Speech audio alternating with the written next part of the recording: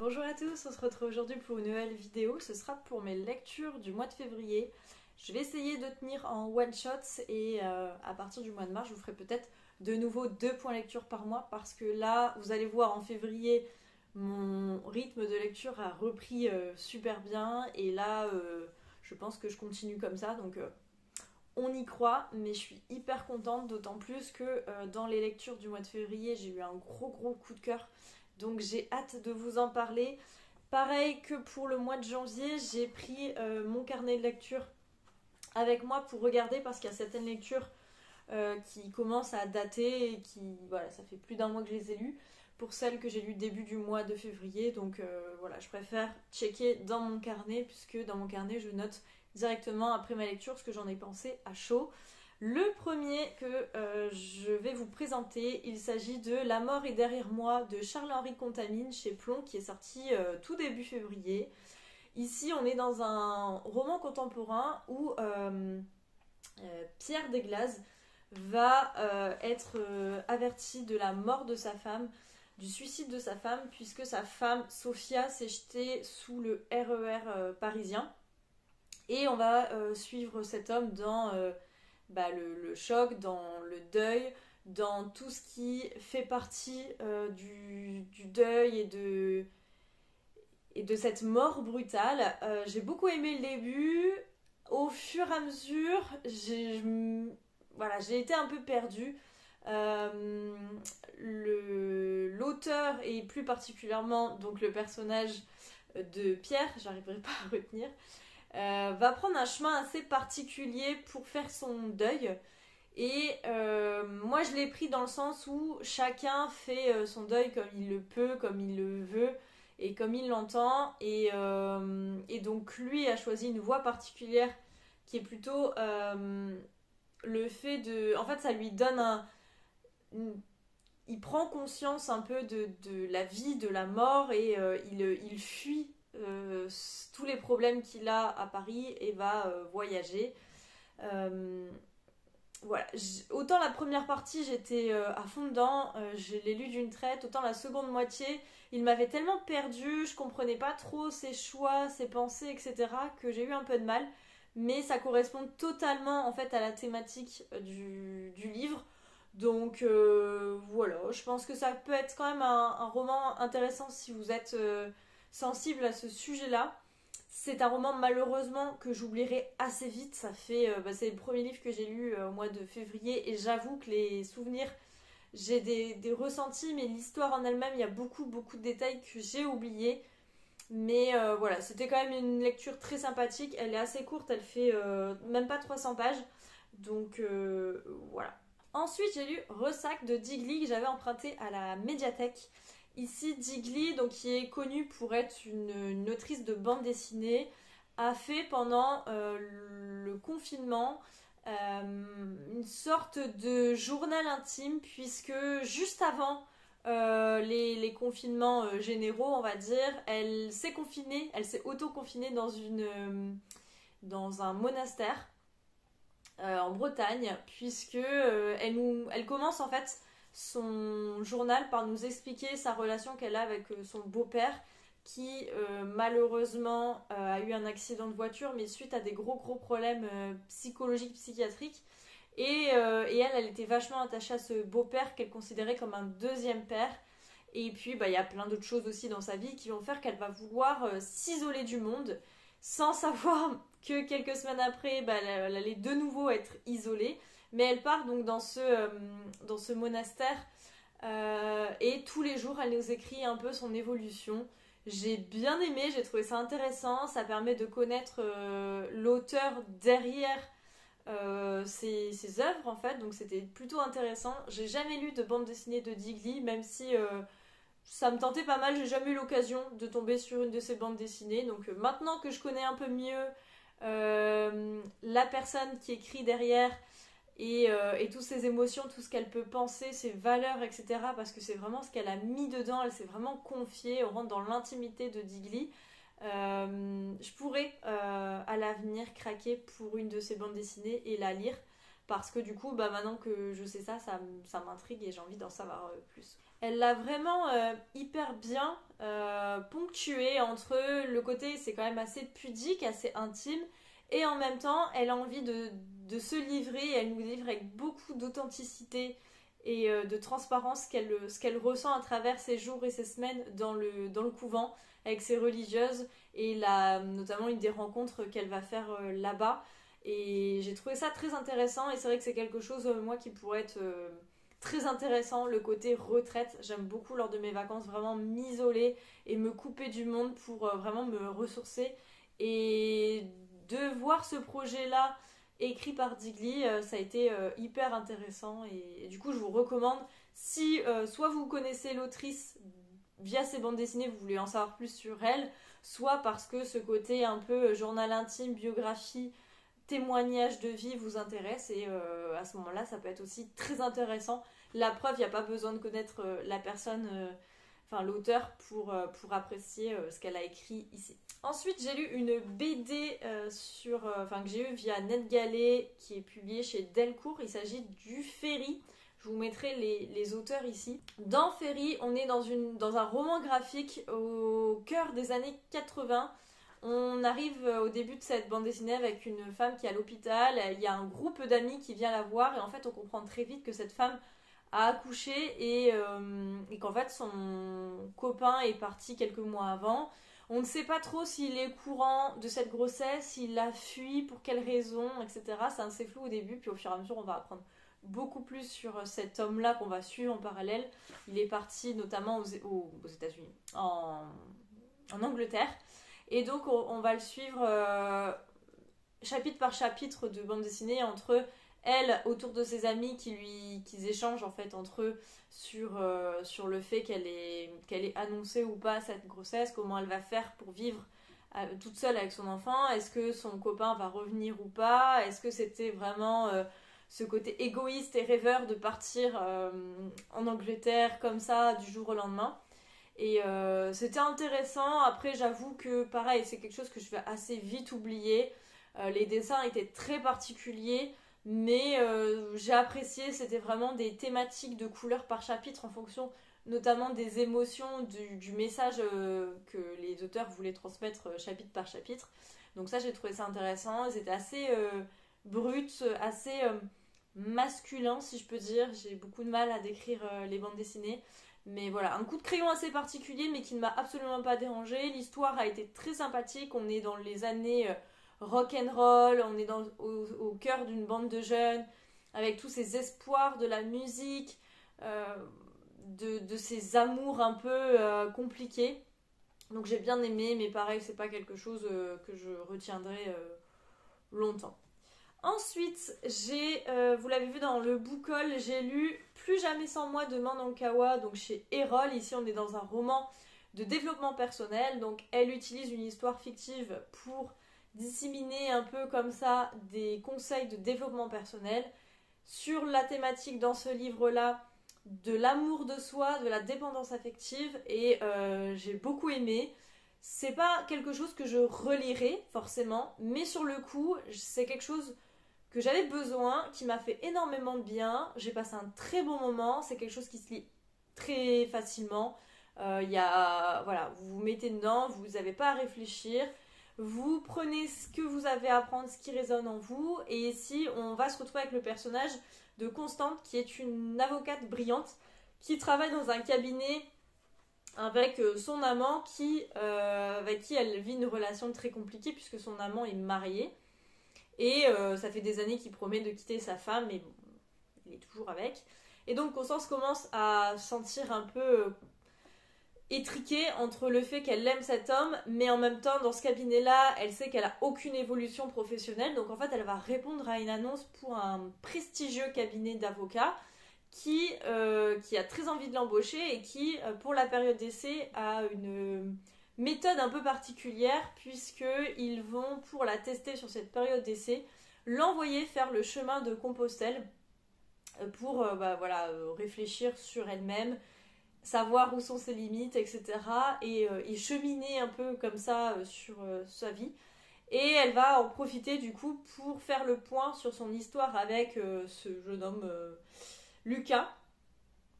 Et elle va être notamment soutenue par sa bande d'amis qui va à un moment leur rejoindre et qui, depuis le départ, de toute façon, enfin même avant que l'auteur nous raconte ça, on sent bien que ça fait des années que ses amis lui disent que Lucas quittera jamais sa femme et qu'il faut qu'elle vole de ses propres ailes.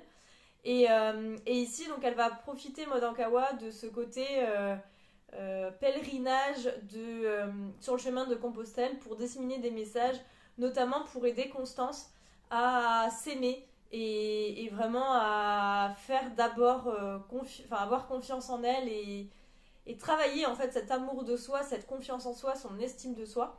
Et voilà, j'ai trouvé ça très très très très intéressant. C'était le premier livre de l'auteur que j'ai lu. J'ai Kilomètre Zéro qui m'avait été offert par Katarzyna en décembre. Et du coup, j'ai encore plus envie de le lire parce que je sais que Kilomètre Zéro est un très très très gros coup de cœur pour beaucoup de personnes. La preuve, il est dans le top des 50 livres, 25 livres, je sais plus, préférés des Français.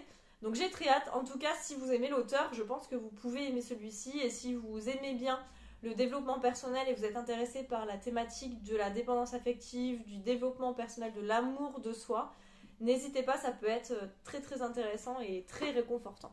Ensuite, on passe à autre chose où là, clairement, je vous recommande pas forcément. J'ai lu Et si on pouvait tout recommencer de Robert Webb chez XO Éditions.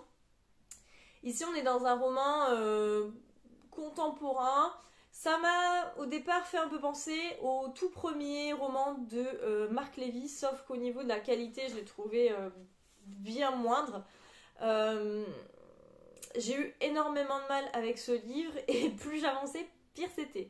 C'est-à-dire que le résumé nous dit: lorsque Luc, son mari, meurt subitement, Kate a 50 ans et s'enfonce dans la dépression. Un matin, elle se réveille, elle a 18 ans et se souvient de tout. Sa semaine d'intégration à l'université, son coup de foudre en 92, elle retrouve Luc, l'étudiant qu'elle a connu. Kate sait comment il est mort et qu'il est déjà malade. S'il tombe à nouveau amoureux, réussira-t-elle à la sauver? À une condition, pouvoir tout rejouer à l'identique. Donc je m'attendais à ce que dit le résumé, sachant que donc les 100 premières pages, on y suit effectivement Kate qui vient de perdre son mari d'une maladie qui traîne depuis des années, etc. Et voilà, elle est dans la dépression, on suit vraiment ça, sauf qu'on la suit pendant 100 pages sur à peine 300. Ensuite, donc, comme le résumé le dit, elle se réveille, je ne sais plus combien d'années avant, mais en 92, où elle a 18 ans, donc 32 ans plus tôt. Elle a 18 ans, elle est dans sa chambre d'étudiante, etc. Elle revoit Luc, elle se demande comment elle doit réagir parce que elle a certes 18 ans physiquement, mais dans sa tête, elle a tout ce qui s'est passé les 32 années qui ont suivi. Elle revoit Luc qui est décédé, elle revoit aussi son père qui est décédé à l'heure actuelle. Et donc, on la suit là-dedans. Ce qui pouvait être hyper intéressant parce que c'était ce que promettait le résumé et c'est ce qui donnait envie, sauf que c'est pareil, à peine 100 pages. Donc ça va très très vite. Déjà que le roman est court, il est écrit super gros. Si en plus on commence ce que nous dit la quatrième de couverture commence à 100 pages et que ça finit au bout de 200 pages, voilà. Et les 100 dernières pages, on est sur un truc un peu course-poursuite, de boulot politique, argent, manipulation, etc. Pour finir vraiment sur l'épilogue de 2-3 pages sur l'histoire vraiment de Luc et de qu'est-ce que ça fait si on retournait dans le passé pour changer les choses et pour essayer d'améliorer les choses. Donc les conséquences de ce retour dans le passé. J'avais envie de dire tout ça pour ça. Franchement, c'est une histoire que je ne vous recommande pas forcément. J'ai hésité à plusieurs reprises à l'abandonner. J'étais quand même curieuse de voir ce que allait donner la fin de ce roman. Et bon, je l'ai lu, on peut vous dire, pour vous, comme ça vous fait du tri si vous l'avez dans votre pile à lire ou dans votre wishlist. Parce que vraiment, c'est quelque chose que vous pouvez très vite passer dessus. Ensuite, j'ai lu Silence en cours de Maya Oti, donc qui est auto-publié chez Librinova. Ici, on est dans un thriller au sein d'une unité pour malades difficiles, entre autres, puisque on va être au cœur d'une intrigue où il y a des décès qui se ressemblent beaucoup, donc ils sont à la recherche d'un serial killer. Et la particularité, on sent que c'est le côté... c'est un côté assez particulier psychiatrique, et en parallèle de ça, on va suivre une jeune femme dont j'ai oublié le nom, qui fait un stage dans un hôpital psychiatrique dans l'unité des malades difficiles, et elle va notamment, elle-même souffre de misophonie, donc c'est vraiment ces personnes qui ne supportent pas les bruits autour, le bruit de mastication, le bruit d'une craie, le bruit d'une fausse note, enfin voilà, ce genre de choses. Et donc elle-même souffre de ça dans sa vie quotidienne, et en fait elle va être confrontée à cette maladie puisque au sein de cette unité elle va faire la rencontre d'un homme, pareil les prénoms et moi ça fait 45, d'un patient auquel elle va quand même s'attacher parce que déjà c'est le seul patient avec qui elle arrive à avoir une discussion, donc ça va quand même l'intéresser par rapport à d'autres malades qui sont vraiment très très malades et très très atteints et auxquels c'est compliqué, dû aux médicaments ou dû à la maladie, de discuter avec eux. Donc là, elle va s'attacher à lui, même si on va lui dire de faire attention parce que si il est là, c'est compliqué, d'autant plus qu'il est là parce qu'il a tué son frère. Et il y avait un soupçon aussi sur sa femme. Et en fait, cet homme va nous faire comprendre au fur et à mesure un peu le mobile des crimes qui se passent, et il va essayer d'où il est, de résoudre un peu, d'essayer de comprendre ce qui se passe et de trouver le tueur. Et on va suivre du coup aussi en parallèle son histoire personnelle, et il va se livrer petit à petit à l'héroïne. Et j'ai trouvé ça hyper intéressant, à la fois parce que j'ai trouvé que c'était hyper bien décrit au niveau de l'unité des malades difficiles, au niveau des maladies psychiatriques, de la misophonie. Ce lien était très bien fait entre l'intrigue policière et ce qui se passait dans l'unité des malades. J'ai beaucoup aimé l'héroïne. Enfin, il y a eu beaucoup de choses comme ça que j'ai appréciées. J'ai passé un très très très bon moment. Et franchement, je vous recommande parce que je ne l'ai vu nulle part. Et je sais que les auto-édités, c'est encore plus compliqué pour eux de communiquer que quand ils sont édités. Donc si je peux faire un petit peu de pub et si je peux lui permettre à l'autrice d'avoir d'autres lecteurs, c'est avec plaisir parce que vraiment j'ai passé un très très bon moment. Ensuite, j'ai lu L'Alchimiste de Paulo Coelho chez J'ai lu, qui est un conte philosophique très très connu, mais que j'avais jamais eu l'occasion de lire. Et on est avec Santiago, qui est un berger espagnol qui part à la recherche d'un trésor qu'il espère être au pied des pyramides. Donc on va suivre avec lui ce périple, et lorsqu'il va rencontrer l'alchimiste dans le désert, celui-ci va lui apprendre à écouter son cœur, à lire les signes du destin et par-dessus tout aller au bout de ses rêves. Et en fait c'était très très intéressant parce que donc comme c'est un conte philosophique, vraiment comme les romans que peut faire Eric Emmanuel Schmitt par exemple, j'ai beaucoup fait le parallèle entre les deux auteurs parce qu'ils se servent d'une histoire, d'un conte pour nous aider à réfléchir sur la vie, nos pensées. Et ici, c'est réfléchir et parler un peu à son enfant intérieur et s'écouter. Et c'était très très bien, j'ai pas mal aimé. Alors après, je pense que j'en ai tellement entendu parler, ce livre, il est placé dans les tops d'énormément de pays, de personnes, etc. Que je pense que je m'attendais à quelque chose d'exceptionnel. C'est bien, c'est très intéressant, ça fait réfléchir, ça te lit vite, voilà. Il y a plein de points positifs, mais quand j'ai fermé ce livre, je me suis dit ok, franchement c'était cool, c'était sympa, j'ai bien aimé, mais ce sera de loin dans mes lectures préférées de toute ma vie. Et il se peut même que je vais pas forcément me souvenir de l'histoire, juste que c'est un livre que j'ai lu, que j'ai apprécié, que j'ai trouvé sympa. Mais encore une fois, je pense pas que ce sera un livre mémorable. Mais voilà, c'était intéressant de l'avoir lu. Je dormirai moins bête ce soir. Mais voilà, un peu déçue, je pense, du fait que j'avais mis la barre très très haute et les attentes étaient tellement hautes que forcément c'était compliqué d'arriver à satisfaire ces attentes-là. Ensuite, un gros coup de cœur que j'ai eu, pourvu que mes mains s'en souviennent, de Quentin Hébrard chez Bellefond. C'est un roman qui est sorti tout début mars. Ici, on est avec Louise qui nous raconte, on la rencontre, elle est dans une genre de colonie avec des moniteurs un peu particulières, la directrice aussi un peu particulière.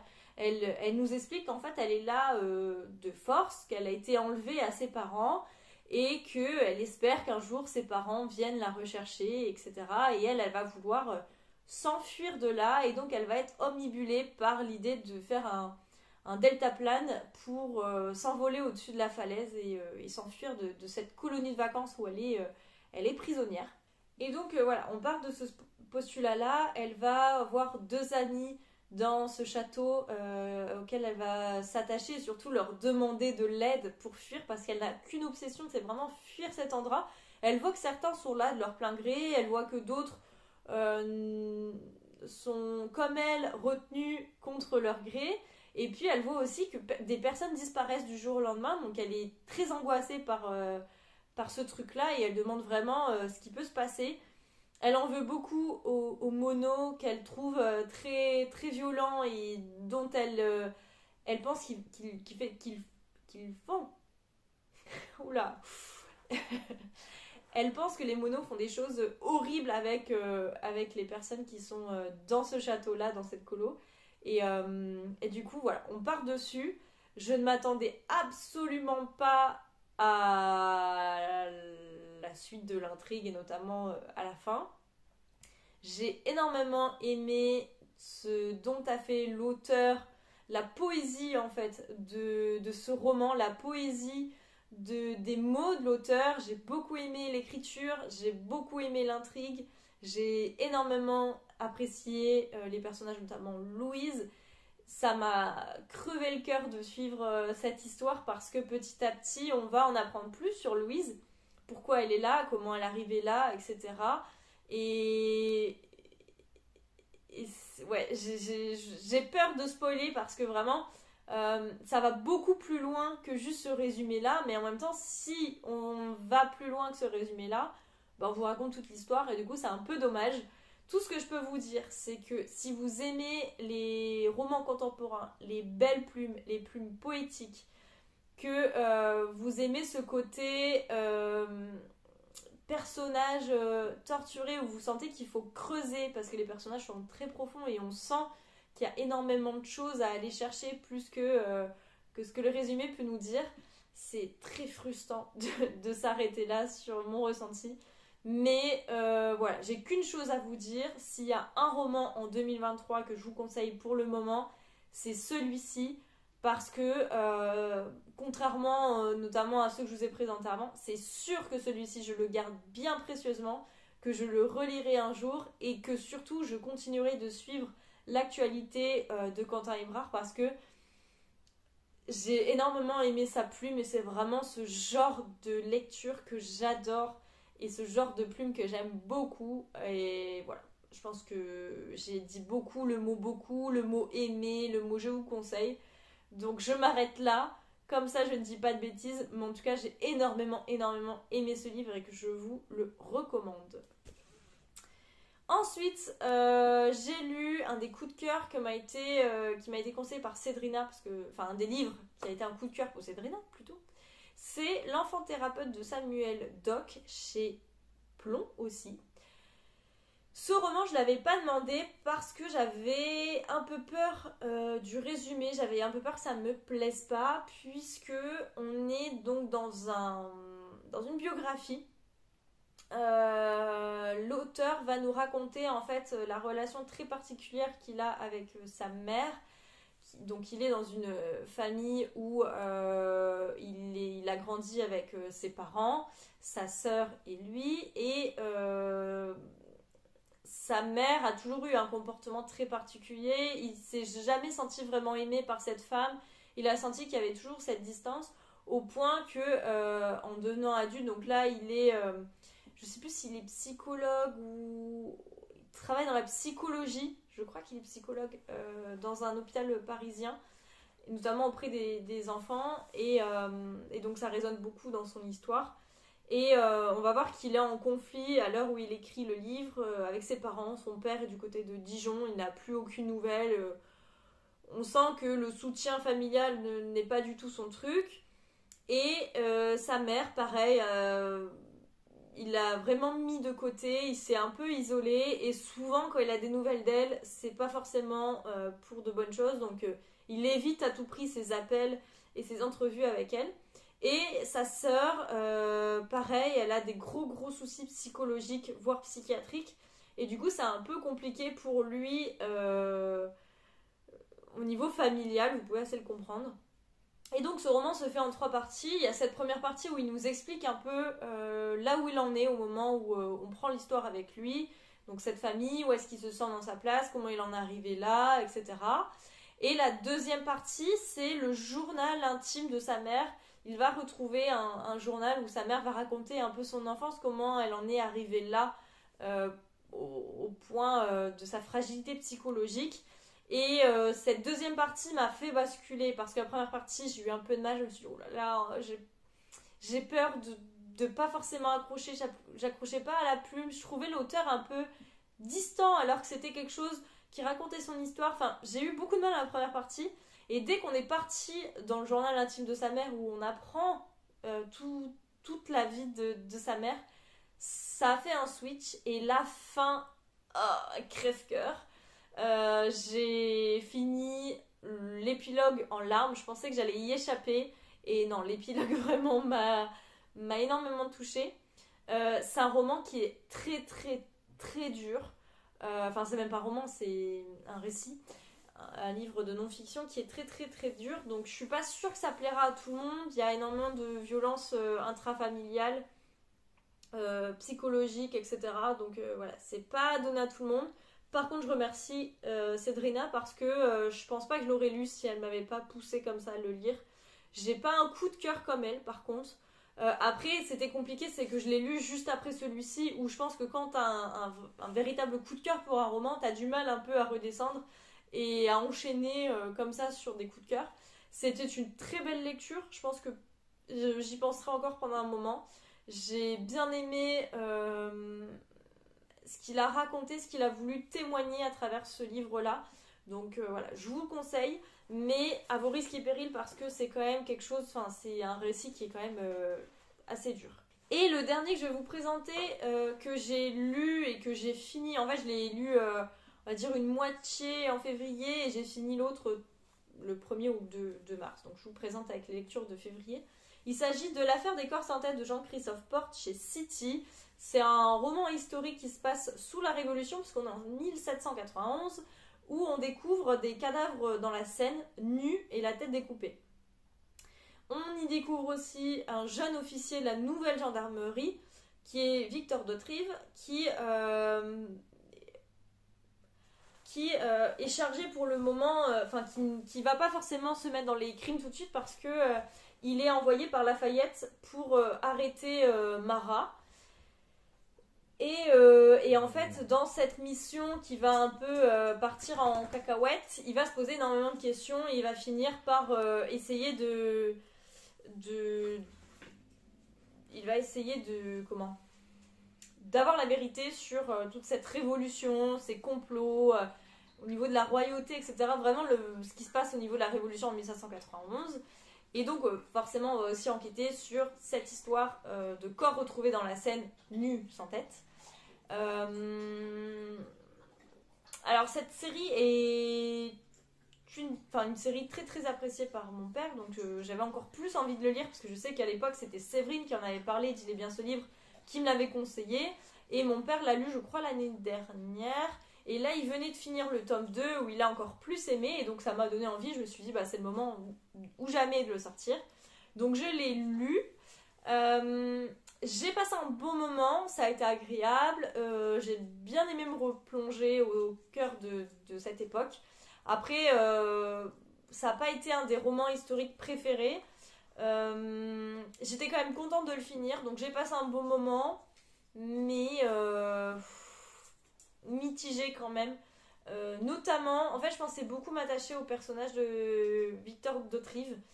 Et en fait, pas du tout. Et vous le savez, je pense, si vous me suivez, que moi, les personnages, c'est assez important dans ma conclusion d'aimer ou pas un livre. Et ici, le fait que je me suis pas forcément attachée à ce gendarme, bah, j'ai eu du mal par la suite. Donc voilà, je lirai quand même la suite, je suis quand même curieuse. Peut-être que c'est comme certaines séries où il faut au fur et à mesure apprendre plus sur le personnage pour l'aimer. C'était très sympathique, mais par exemple, je l'ai comparé. Alors, je sais qu'il faut jamais comparer deux livres et deux auteurs, mais bon, que voulez-vous, ça arrive. Je l'ai comparé à Le Loup des Cordeliers de Henri Lovenbroek, que j'avais beaucoup aimé, pareil, qui se passe à peu près à la même époque.